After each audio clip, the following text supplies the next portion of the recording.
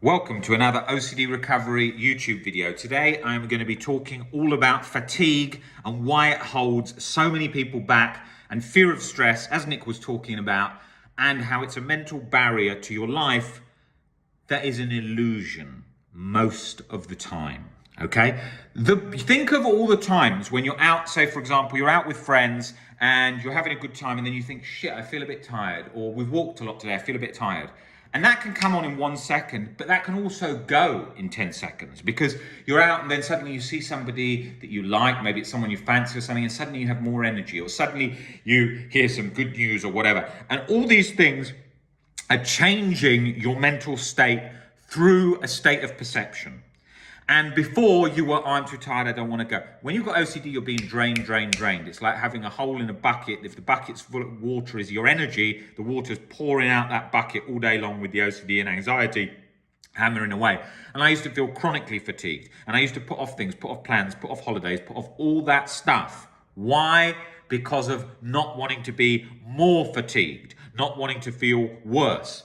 Now, if you take this morning, right now, it's not this morning, it's actually quite late, but I work very late because of the time zones that I work with. So if I look at how much I slept yesterday, probably 6 hours, 6.5 hours. I'm better with 7, 6, 6.5, 6, not so great, 7, better. But even on the 6s, once the day goes along, I'm all right, yeah? And I don't notice much of it. Maybe I have a little nap in the afternoon, but I'm not scared of that. I'm not scared of that state. In the past, I was. Oh my God, I must get this amount of sleep. If I get this amount. I used to be convinced I needed 8 hours. Oh, if I get anything less than 8 hours, I'm tired. This was shit. I haven't had 8 hours for years, but I used to be convinced that's what I needed. Setting up a nice situation for the whole insomnia cycle. Now someone said, go to the gym now. I could go to the gym. Someone said, no nap today and you've got to work all day. I could do that. What's the worst that can happen? I'm not that tired. Why? Because of my perception in relation to fatigue and being tired. Fatigue and being tired, I always think of, like, you saw my videos just maybe a week ago, maybe 2 weeks ago, from Auschwitz and the Treblinka, the concentration camps in Poland. What do you think I was thinking when I was walking around there?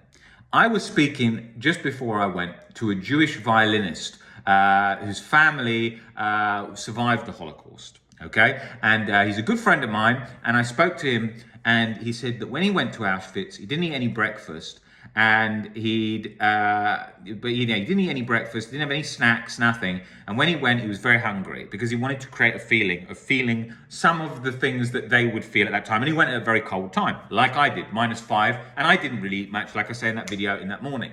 But that's nothing compared to these guys that hadn't eaten at all and were in basically pajamas, completely frozen, terrible state. That is a completely different situation. What do you think I think now when I get out of bed? Don't you think that even when I came back from that trip, I think how fucking lucky you are just to be able to walk to this toilet, just be able to walk to that fridge. You can't believe it, and you notice it. I felt guilt just eating a Big Mac on the same day I went to Auschwitz because I thought, oh my God, just imagine that luxury of them to be able to get that, what they would think of that, right? And it was just a subconscious thing, just a thing because I'd been there and it felt so much like that. There was no reason for me to feel guilt, but I felt that from the experience. And that is the same with fatigue. I think, what the fuck are you talking about? People worked in labor camps. How much sleep do you think they got? Do you think they went, excuse me, I can't sleep now. Can I have another 2 hours? No, they were out there, tired, whatever.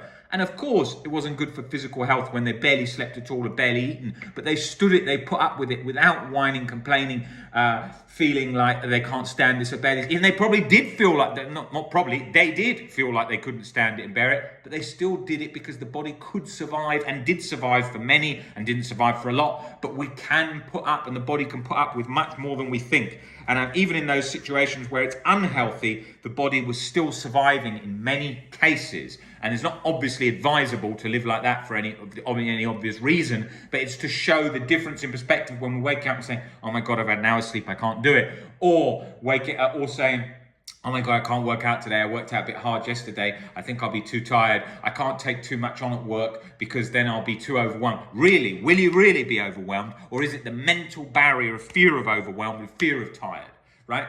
That's what held me back. I realized that when in the nature of this work years ago, that, you know, when I'm booked in with people and I have to see them one-to-ones, suddenly the team that around me will say, oh, you've got someone you've got to speak to in Japan now, or you've got to speak to somebody in Australia tomorrow morning. I know you've worked late, you've got to do that.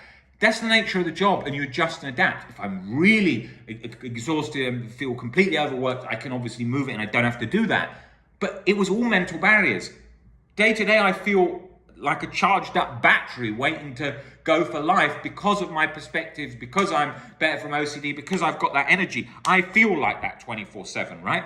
And that comes from perspectives. If ever I think, oh, I'm really not the great, I'm asking myself, you really haven't got any more to give? The same as a runner in a triathlon. They always talk about that mental barriers. When you hit a wall, you think you've hit a wall, but there's another level and another level and another level, because that's what the mind's like. Now, I am not trying to work myself to death. I try and live life in a balanced way. I go out and have a nice glass of wine in the evening, have a nice meal, see my friends, connect. I do all these things because I want to live life and get the most out of life, and not be working like a kind of Gary Vaynerchuk up at 4 a.m. all day, every meeting, 10 minutes.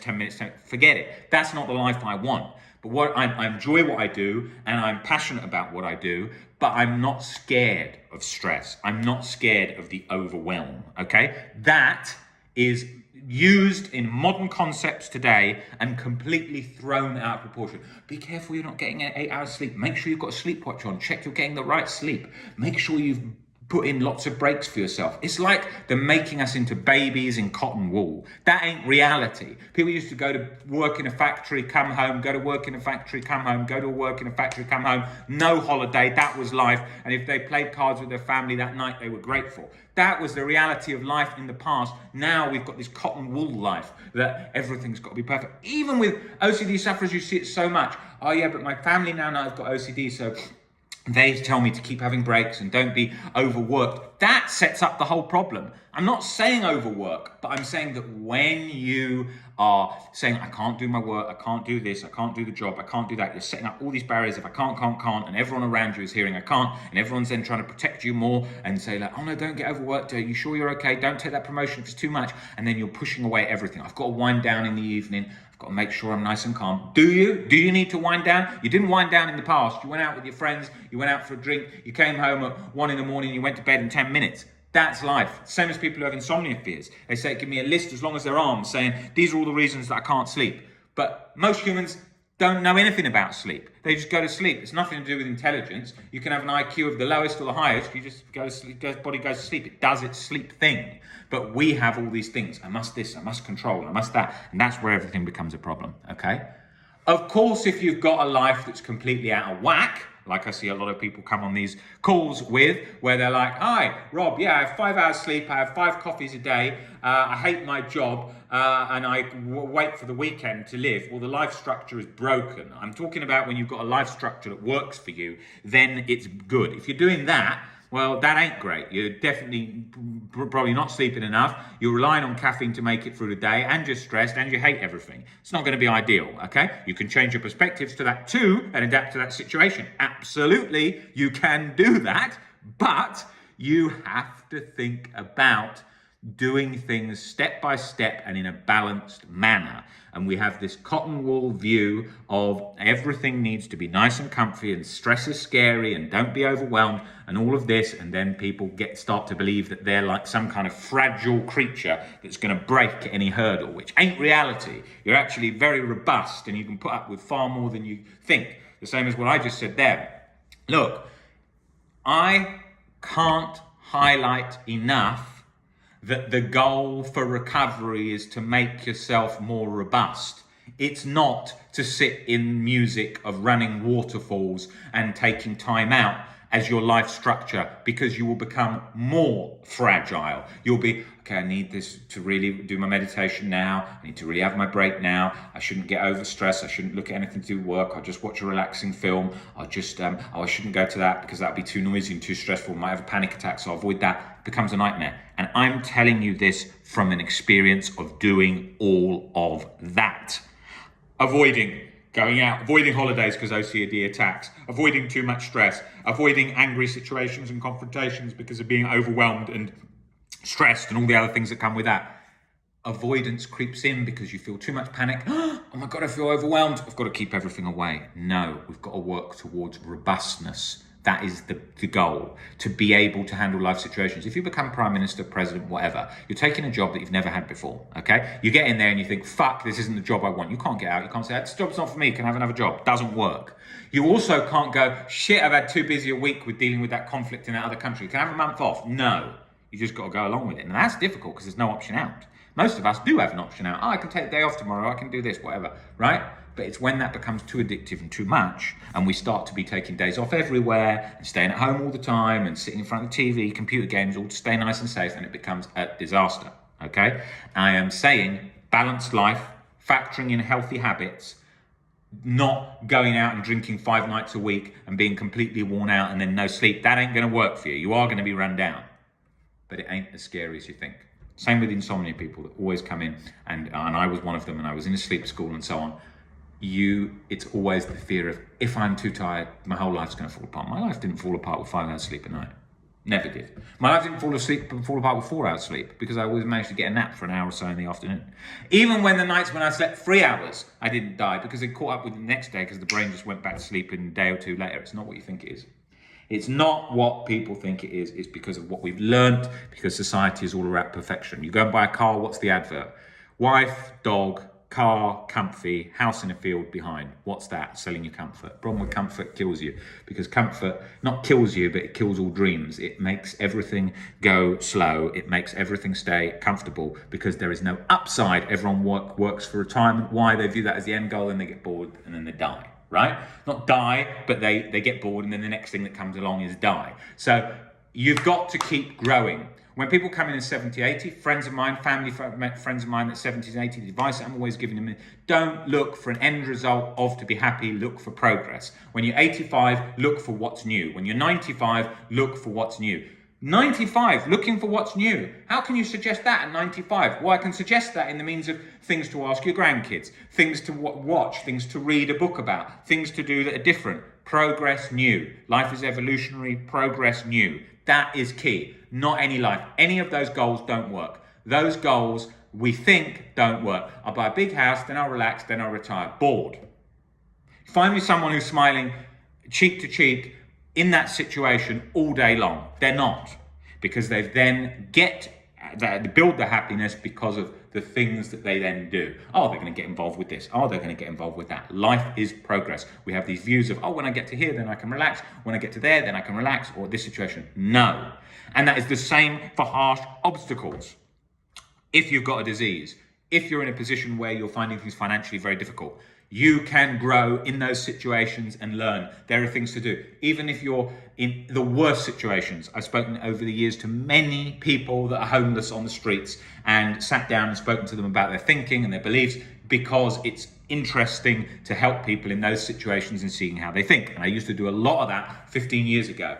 And when you do that, and when you look at those situations, people aren't permanently depressed. The homeless guy on the street isn't permanently depressed. He laughs, says, oh, I've just got this coffee. Oh, great, how you doing? You all right? Whatever. He's laughing, he's enjoying those moments, but he's got mental barriers from all around for different reasons in his life. He's not there through choice, because of what people think, who don't understand being homeless at all. He's there because of mental obstacles came in positions that delivered him into that place due to those obstacles leading one step after another to that position. The same as with addiction. Okay, you can always see it, right?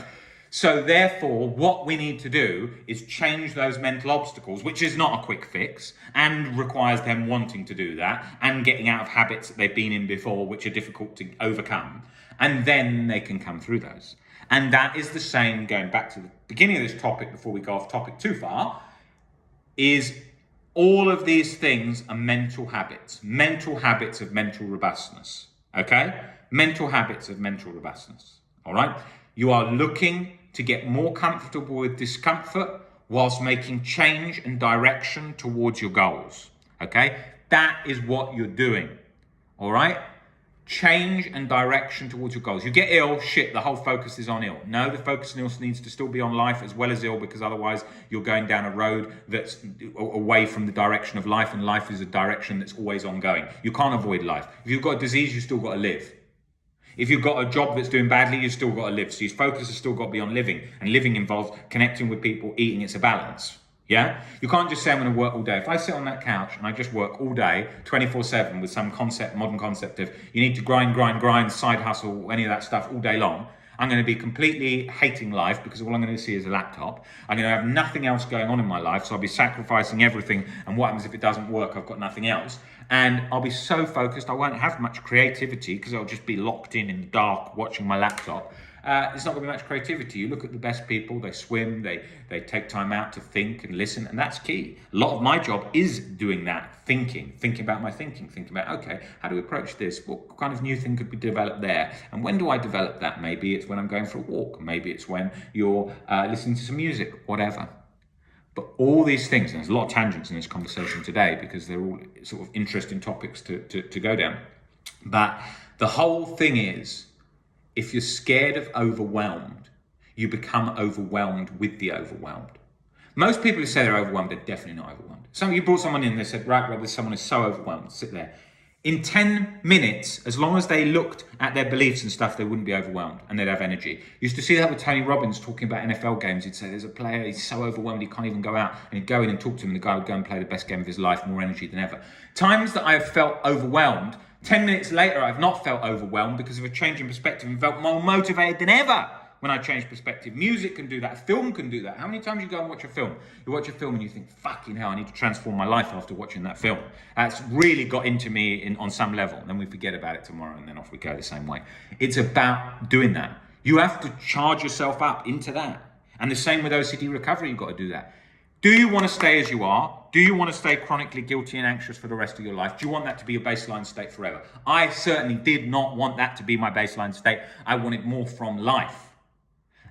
That was the first decision. Then all the other habits built that mental robustness that changed my life. Okay? So you have to make decisions. It has to come from positions of motivation, change, motivation, change, motivation, change. If you're not doing any of that, you stay in the same state you're in. And what's a state?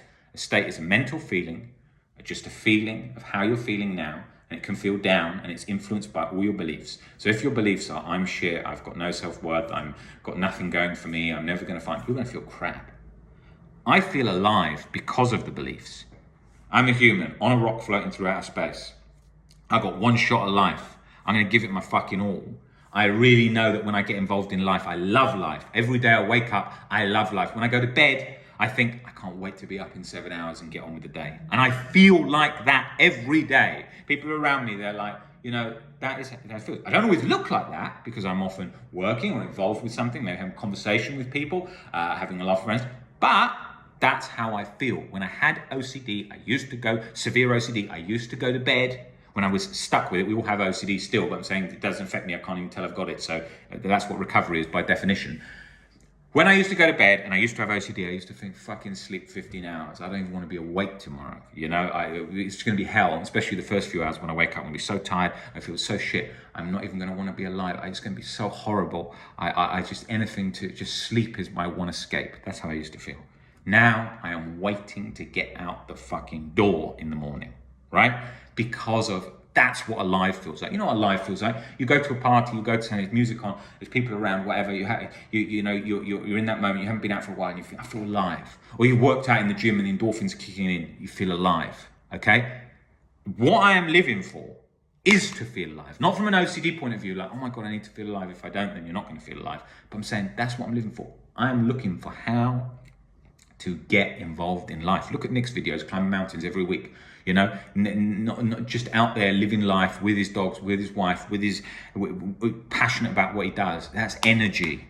Energy is life. What is life? Life is the energy to go. If I didn't have any energy, it would be like this. I'd be dead. So you've got to have that. But you don't need. Look, I know people that have other diseases that tax their energy, tax everything so hard. And they love life because of perspectives. And if you ask them, how do you feel? They say, I fucking want to go for it. I want to go for life. Even though I feel tired, I want to go for it. It's a perspective. It's not about the physical state. You meet guys who are 90 years old that say they feel more alive than ever. You meet people that are 20 years old that feel they're more dead than ever. I was one of those. 21, fucking couldn't even keep my eyes open because I'd been so stressed with chronic guilt and anxiety from the second I woke up that my body felt so taxed. I just thought, how am I even going to get through the day, let alone the next few hours? By the time 2 hours had gone, since the time I was up, I was so tired, I just wanted to go to bed. I was taking naps 3 times a day, right? The reason for that was because of my perspective, plus the OCD, the beliefs that was all entangled together, and I was in that sort of OCD like tentacles of an octopus, where OCD's like got its tentacles in so many different fears, and it's all action, chronic guilt and anxiety is pumping away so hard. You're going through an adrenaline race for the first 2 hours, you wake up, or the whole day, in my case, what it was like, but primarily that super intensity, steroid-like OCD for 2 hours in the morning, and you were dead, and I could feel it, and I saw it in my eyes, and I felt so tired, and that's what I felt like. Right? That's what I felt like. I never feel like that, ever that taxing feeling, because my perspectives aren't like that. And even when I was like that, when I changed my perspectives of OCD, then I started to feel alive, even when I had the guilt and anxiety. So you've got to step by step change your perspectives. You've got to look at what opportunities you've got. You've got to be grateful for what you've got today, life today, all around us. You've got that right now. That is there. You've got a shot at life. The odds of that. The odds to be here alive today. Go out, grab it, harness it today in any way you can and work towards recovery. Don't put it off. People putting it off. Why? Want more out of life, not just coasting, not just OCD thoughts and guilt hammering away in the background as a baseline state, and that's good enough for me. It ain't. We want more, and that's the right thing, and that's good, because more is progress in that situation. You do not want to just settle for OCD symptoms, because there's a hell of a lot of people who do that. Oh, this is good enough for me. But if they just really motivate themselves, no, I want more out of my life experience, you could get more, and you will.